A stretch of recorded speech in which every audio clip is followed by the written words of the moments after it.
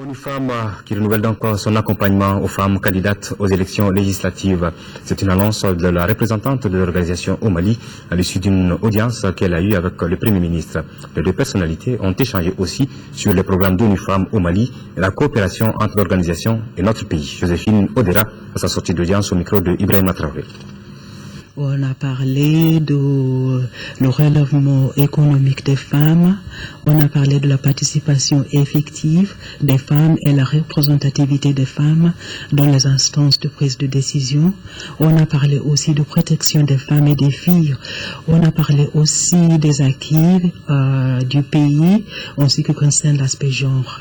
Par exemple, le Mali fait partie des pays qui ont effectué un budget sensible au genre, ce qui vraiment est félicité parce qu'il n'y a pas beaucoup de pays qui ont réussi cela.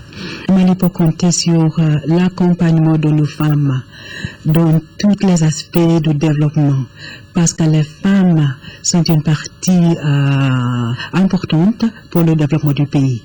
Alors, ONU Femmes, par exemple, pour les élections législatives, va accompagner les femmes candidates dans l'aspect de coaching au niveau personnel.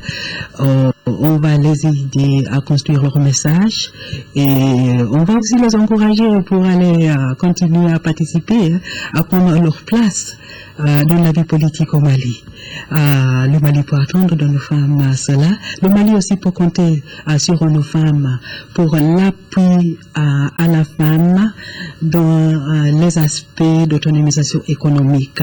Nos femmes est en cours actuellement de discuter avec les autres acteurs la question de l'installation des centres holistiques pour la réponse aux victimes de violences basées sur le genre. Donc il y a pas mal d'actions que nos femmes pourraient faire ici au Mali, mais on attend aussi que les partenaires nous disent ce qui serait le plus important dans cette période post-crise.